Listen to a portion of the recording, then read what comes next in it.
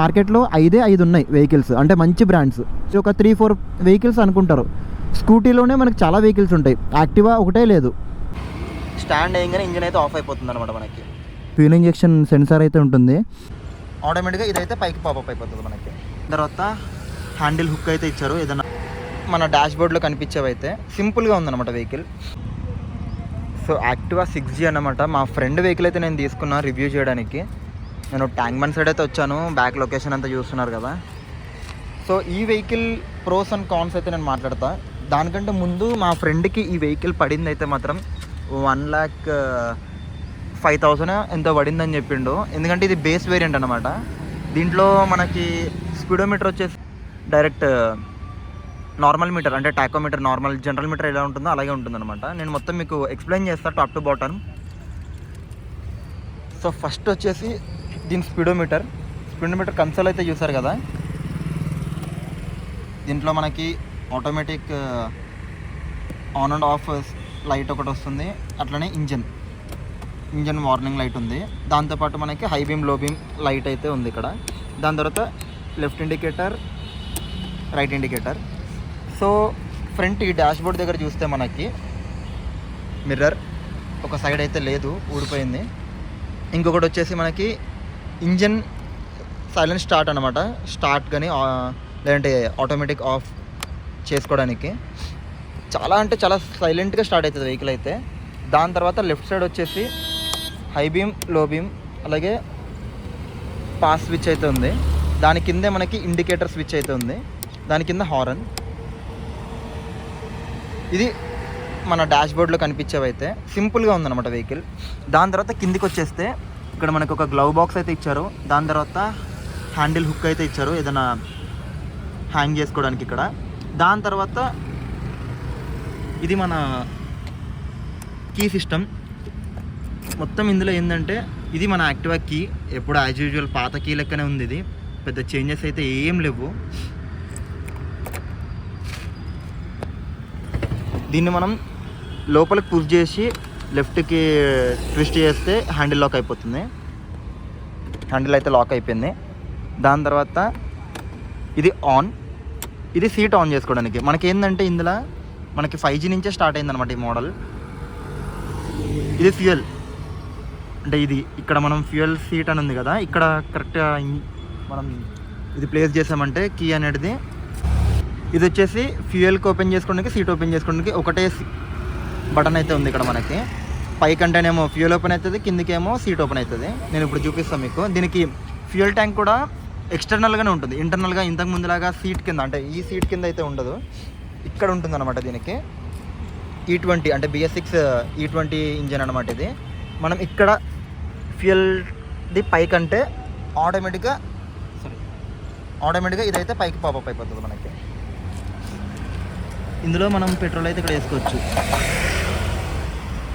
Petrol tank అయితే ఇక్కడ ఉంది బయట.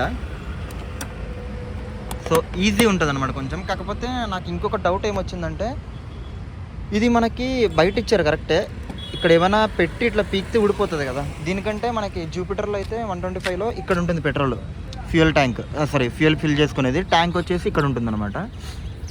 దాని తర్వాత దీనిది స్టోరేజ్ అయితే చూద్దాం. సరే డిక్కీ అయితే ఓపెన్ చేద్దాం. సో డిక్కీలో మనకి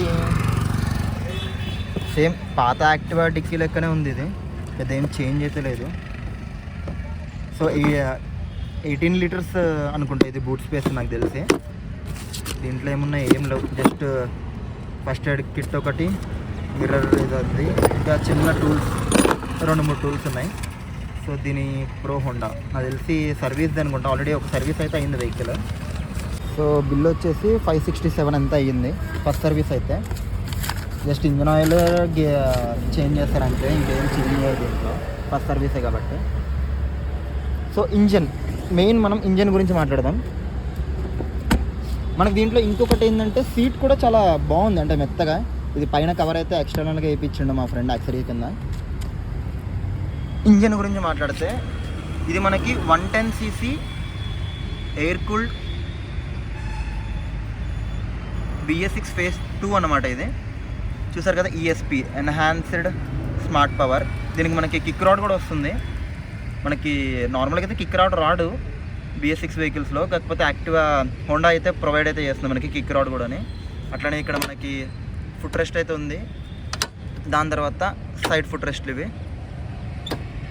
దాని తర్వాత ఇక్కడ స్టాండ్ కూడా వచ్చేసి మనకి side stand engine cut off అయితే ఉంటుంది. ఇప్పుడు చూసారు కదా సెన్సార్, స్టాండ్ వేయగానే ఇంజన్ అయితే ఆఫ్ అయిపోతుంది అనమాట మనకి. తర్వాత బ్రేకింగ్ పరంగా మాట్లాడితే ఫ్రంట్ వచ్చేసి మనకి డ్రమ్ బ్రేక్స్ ఉన్నాయి రెండు కూడా, ఫ్రంట్ అండ్ బ్యాక్. ఫ్రంట్ అలాగే బ్యాక్ కూడా మన డ్రమ్ బ్రేక్స్ అయితే ఉన్నాయి.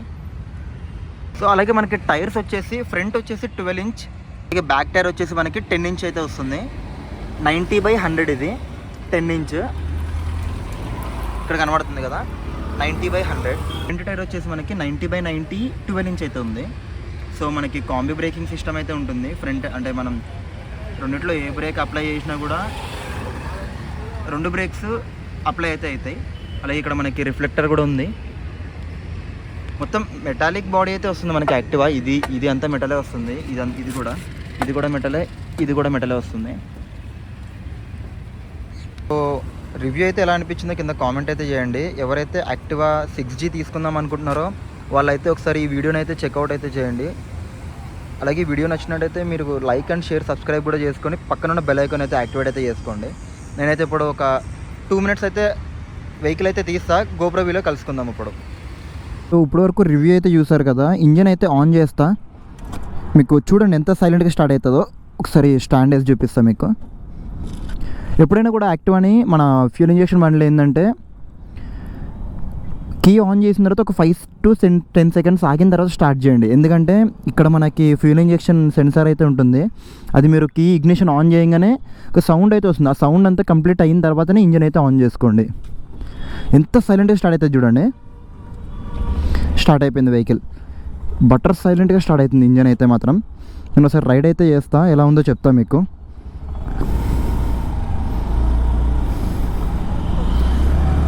సో వెహికల్ అయితే మాత్రం బటర్ స్మూత్, ఇంకా హోండా గురించి చెప్పక్కర్లేదు ఇంజన్ పరంగా కానీ స్మూత్నెస్ పరంగా కానీ, అది కూడా యాక్టివా గురించి. ఎంత అంటే అంత బటర్ స్మూత్గా ఉందన్నమాట వెహికల్ అయితే మాత్రం. నాకైతే ఆ రేటుకి ఆ ప్రైస్ పరంగా అయితే సెట్ అనిపించింది నిజంగా. ఎందుకంటే మనకి 110cc వస్తుంది, దాంతోపాటు పవర్ కూడా 8.9.1 HP ఎంత ఉంటుంది. ఆల్రెడీ అందరికీ తెలుసు ఇంకా యాక్టివాస్ ఎలా ఉంటాయని చెప్పి. పవర్ అండ్ టార్క్ల గురించి అంతేం మాట్లాడుకోకలేదు, బేసిక్ పైన ఏమేమి చేంజ్ చేయని అవి మాత్రమే చెప్పాను నేను ఈ వీడియోలో. ఎందుకంటే ఇప్పుడు పవర్ గురించి టార్క్ గురించి మనం అంత పట్టించుకోము, ఎందుకంటే అది ఎంత పవర్ ఉన్నా కూడా తీసుకున్న తర్వాత నడపాల్సిందే వెహికల్. అది మనకు ఆల్రెడీ అలవాటు అయిపోయింది. హోండా యాక్టివాస్ కానీ స్కూటీస్ అన్నీ కూడా బేసిక్ పవర్ అయితే ఉంటుంది. 3 కూర్చున్నా 4 కూర్చున్నా లాగుతాయి బండ్లు. మనం చూసుకోవాల్సింది ఇంజన్ 110cc, రిలయబిలిటీ, తర్వాత సర్వీస్ పరంగా ఎలా ఉంటుంది వెహికల్, తర్వాత ఇంజిన్ ఆయిల్, తర్వాత మైలేజ్. మనకు మెయిన్ కావాల్సింది ఇవే బేసిక్ ఇవన్నీ. కాబట్టి మనకి పవర్ ఎంత టార్క్ ఎంత అవసరం అంటే అది అవసరమే, కాకపోతే రియల్ లైఫ్లో అవన్నీ పట్టించుకోము మనం. ఇప్పుడు మనకి యాక్టివా ఉందనుకో వేసుకుని వెళ్ళిపోతాం అంతే తప్ప దీని పవర్ 9 HP ఇవన్నీ పట్టించుకోమంత నార్మల్గా మనం, ఎవరైనా కూడా అంతే. నాకైతే మాత్రం చాలా బాగా నచ్చింది వెహికల్. అంటే బిల్ట్ క్వాలిటీ చెప్పగలదు యాక్టివా. అంటే హోండా గురించి ఏ మాట మైనస్ ఏం ఉండదు బ్రో నేను చెప్పాలంటే. ఒకవేళ ఏదైనా మైనస్ ఉంది అని అనుకుంటే కనుక అది నెక్స్ట్ జనరేషన్లో పక్కా రిజాల్వ్ అయిపోయి వస్తుంది మనకి. అంత నమ్మకం హోండా మీద ఎవరికైనా కూడా, నాకనే కాదు ఎవరికైనా కూడా అంతే. సో రివ్యూ ఎలా అనిపించిందో కింద కామెంట్ అయితే చేయండి నాకు. నేను చాలా రోజుల తర్వాత రివ్యూ చేశాను కదా, కొంచెం తడబడ్డా అటు ఇటు నిజం చెప్పాలంటే. కానీ ఓవరాల్గా మీకైతే ఎలా అనిపించింది వెహికల్? అంటే నేను రివ్యూ చెప్తున్నా కరెక్టే, కాకపోతే మీరు కూడా ప్రాక్టికల్గా చాలా వెహికల్సే చూసుంటారు. ఎప్పుడైనా కూడా ఒకటే గుర్తుపెట్టుకోండి, రివ్యూస్ చూసి కొనడం కంటే కూడా రివ్యూస్ చూడండి, దాంతోపాటు ఒకసారి లైవ్లో కూడా ఒకసారి షోరూమ్కి వెళ్ళి వెహికల్ ఎలా ఉంది అంటే మీరు ఒక 3-4 వెహికల్స్ అనుకుంటారు. స్కూటీలోనే మనకు చాలా వెహికల్స్ ఉంటాయి, యాక్టివా ఒకటే లేదు. హోండాలోనే యాక్టివా 110 ఉంది, అంటే 6G ఉంది, యాక్టివా హెచ్ స్మార్ట్ ఉంది, యాక్టివా 125 ఉంది, డియో 125 ఉంది. కాకపోతే మీకు ఏది నచ్చుతుంది?